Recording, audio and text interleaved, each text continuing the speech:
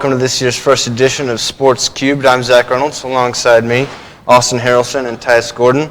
We got a lot to get into today, including our Super Bowl predictions and things like that, but we'll start out talking about our local sports here with Wabash Valley College's basketball teams.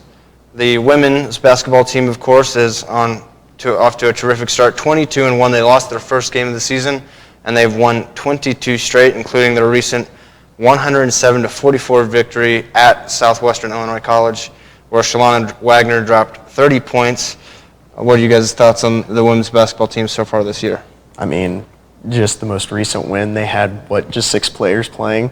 So, I mean, it's a pretty impressive win regardless of who you're playing. And, I mean, just an impressive season all around, especially Shalana Wagner. I mean, it doesn't get better than that. Earlier this season, creating the school record in points, 47 points in a game against Three Rivers College, which is the only school to actually beat us so far this year back in the first game of the season. And then moving forward to the men's basketball, kind of a rough start or rough middle patch. They fell to 9-11, 9-12, something like that, and they've since won 4 straight games, including a comeback victory against Southwestern Illinois. That was really good to see. It was really close all throughout the game. Looked like they had like a 7-point lead that they just weren't going to give up. And then 3 steals in a row. It led to baskets and some good play. And we've been playing a lot better of late and look to continue that throughout the rest of the season. Yeah, I mean, recently, just last week, Wednesday against Wren Lake, I mean, they just started out very strong defensively, very strong offensively, and built about a 15-point lead, and then, Wren Lake lost Kawan Smith, and, trickled down a little bit. I mean, Blake McKay, obviously, very good for Wren Lake, and they ended up winning by 5, but I mean, it was a great team effort all around. Wren Lake likes to shoot the 3, don't they? Yeah, absolutely. I mean, they live and die by the 3. Yep. And so. Well, one point for the WVC men's basketball recently has been Brandon Razor-Moore. He's a true freshman. He had a couple of really great games early on in the season, but been a little inconsistent. Had that tough stretch against John A. Logan and Vincennes, 2 nationally ranked teams, and he struggled a bit there. He's had 3 games in a row with over 20 points, including at Swick this past Saturday, 28, a career high. Yeah, he had 26 against Wren Lake as well, the game just before that. I mean, yeah, definitely a player to watch for next year and the rest of this year for sure. I mean, just the way he moves, everything about him, he's definitely has to be a fan favorite, I'd say. He's really fun to watch, great player. Yeah, I mean, he's one of 2-3 freshmen that get, consistent playing time. Minutes, yeah. He's got a nice looking shot. He does. Beautiful shot. He can jump out of the gym as well. Oh yeah, absolutely. He really can do it all, and he's going to be a key late in the season to try to, and with the push towards playoff time. We've got 2 main scorers, Jacoby Hetty, Gary Clay. They've been the main scorers all year, but you start playing this better competition, they can key in on 2 guys. Yeah, no, absolutely. And you need somebody else to step up, and if Brandon Razor-Moore can continue to do that, and maybe we can continue this winning streak. Yeah, I mean, I think Brandon Razor-Moore's, I think that his opportunities have obviously gotten higher throughout the season, and I mean, he's taken advantage of them, absolutely, especially just these past 2 weeks. So. Well, to move forward a little bit, something I'm excited about is the start of baseball season. Baseball is my favorite sport, and Wabash Valley College got their baseball season underway this past weekend down in Florida at the Perfect Game tournaments. It was a little tough. They won their first game 2-1 and then lost the next 3. So they started off 1-3, but it's nothing to sneeze at. That is top competition down there at that tournament. Absolutely. Wabash Valley ranked in the NJCA in the top 10 preseason, and every other team down there also ranked in the top 15 at least. So it was some tough competition, which I think is good. A lot of in a lot of sports, like in Kentucky basketball, they always start against some cupcake teams, and we're starting in the fire right away. A 1-3 record to start, but this season should be really fun. I'm looking forward to it and seeing if we can get back to Grand Junction. Yeah, I think 1-3 is nothing to be worried about at all. I mean, the first game we win is against the number 7 team in the nation. I mean, it's a great tournament for the boys to go down there and play at and get experience. I mean, they're playing in Florida. Well, I mean, if you're losing games, you're still having fun, I'm sure. I mean, it's the experience they need. And I mean, if you start off your season playing against high-level competition, I mean, yes, you go 1-3. That's obviously not what they were hoping for. But that kind of, I mean, when you play lesser teams, I mean, I mean, you're obviously prepared at that point. Yeah, come back to play those games. to Illinois, and you're gonna. Oh yeah. The competition's gonna be easier than it was down there. Big time. Yeah, and the first game here that will be able to be seen here at Wabash Valley College, I believe that's coming up on Tuesday, the 21st, I believe, will be the first time that you'll be able to see the Bash boys in action here at Fournier Field. That'll be against Vincennes. That's a close team, not too far away, about an hour, maybe a little under. So that should be a fun one. I can't wait for baseball season. Oh yeah, very excited. Really fun. Very excited. Yep. And to move on to some pro sports talk. In the NBA, we're kind of in that mid-season. Some trades are starting to happen. It's a real fun time for NBA basketball. I mean, big trade yesterday with Kyrie going to Dallas. I mean, everyone thought he was going to the Lakers. Yeah, he wanted to go to the Lakers. He wanted to go. The Nets GM was not having it. Absolutely not. I mean, if you trade Kyrie to the Lakers, you have to take back Russ in that deal. Yeah. Like you just have to. And it's, I mean, Russ and KD, they don't mesh well. The past experiences Yeah, absolutely. not went in their favor. But I mean, I like the trade for Dallas. I think it gives them a good co-star beside Luka. That's what that Dallas team needs. Yeah, I mean, Luka's been since he's gotten in the league. Yeah. He's been carrying the team. He's had several 50-point games this year. And now he can get away with scoring 20 or 30, having another guy score 20 or 30. Yeah, right. Yeah, I think that'll help. He's not that. I mean, yes, he's obviously going to be the keyed-in player, but then you also have to look at Kyrie, and then you got other guys like you got Tim Hardaway. I mean, he's a solid role player, and then Christian Wood obviously is very good. So I think it'll be a fun little experiment for Dallas. It'll definitely be interesting. I don't know. I mean, Kyrie is averaging 20, 28 or something like that. 27, 28. I mean, 28. I think his value as a net, it was the highest that it was going to be right now. Yeah. So, agreed.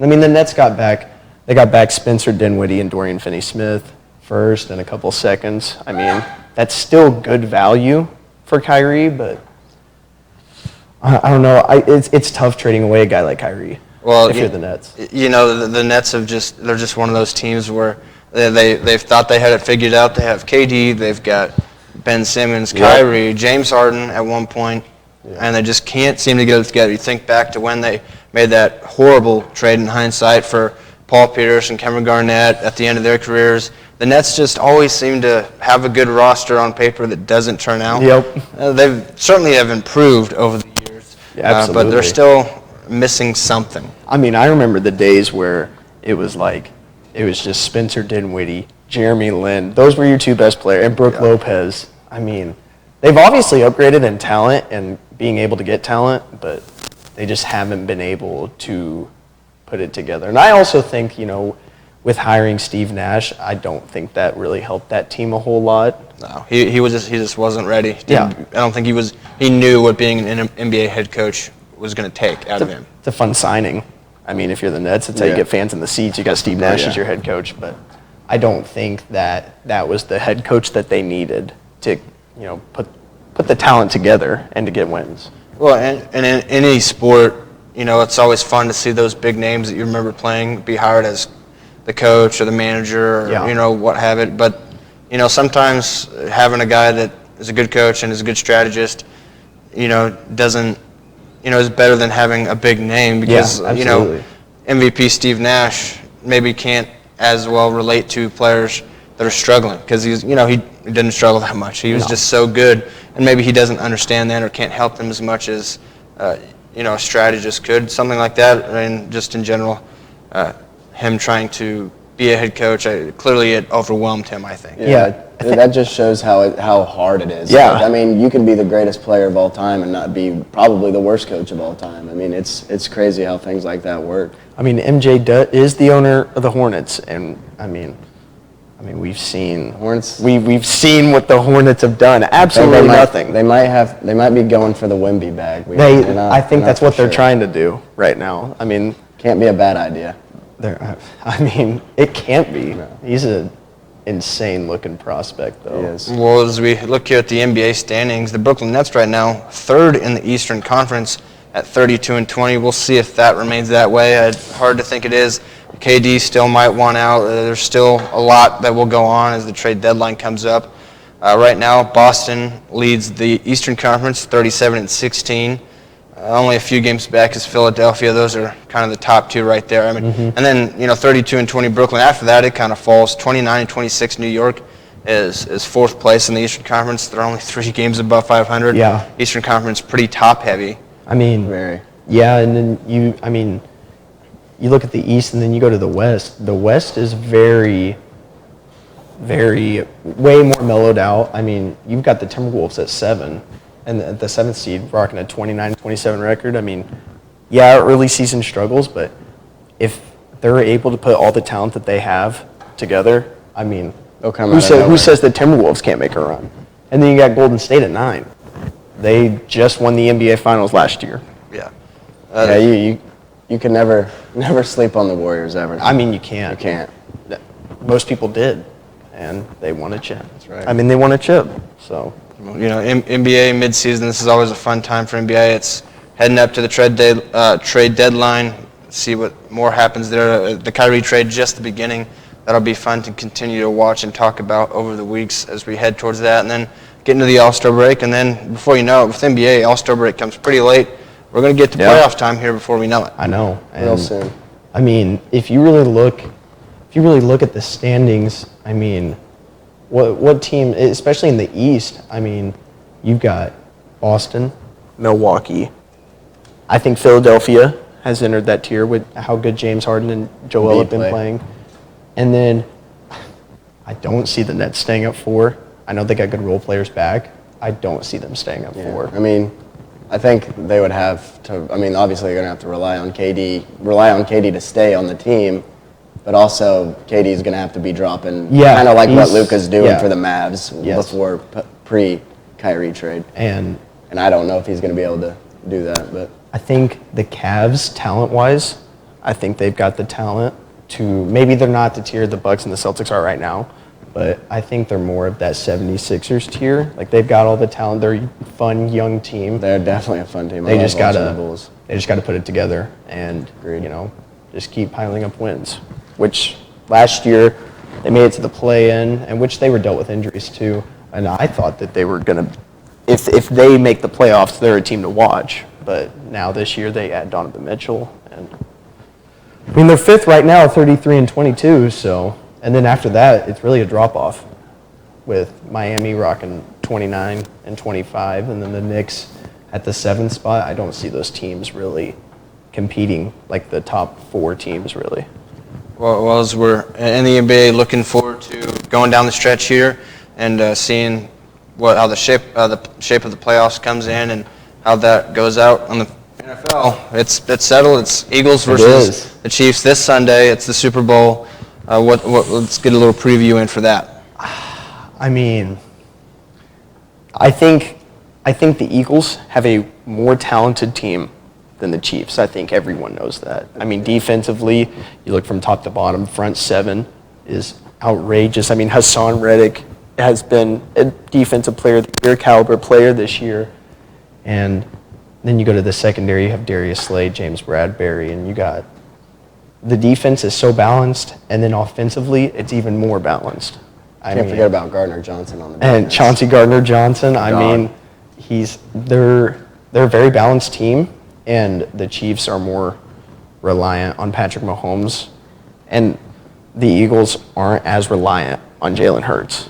Well, I think that can, in a way, shape the game towards Kansas City's side because, yes, as you mentioned, the Eagles are certainly more balanced, but there's more potential for Mahomes and Kelsey to just take over the game, and it won't matter what the Eagles will do. Either way, I think this is going to be one of the more high-scoring Super Bowls in history. Absolutely. 2 powerhouse offenses. Can't forget about Pacheco either. He's been playing. Playing his heart out. Playing quite well recently. Really well. And I'm excited to see his future. It's just, you can't count out Patrick Mahomes. I mean, like, you lose Tyreek, you bring back just Juju, and then Marquez Valdes-Scantling. And Marquez Valdes-Scantling had a great game last week. I can't count out Patrick Mahomes. I personally think the Chiefs come out with the win just because, I mean, Mahomes has been there and done that.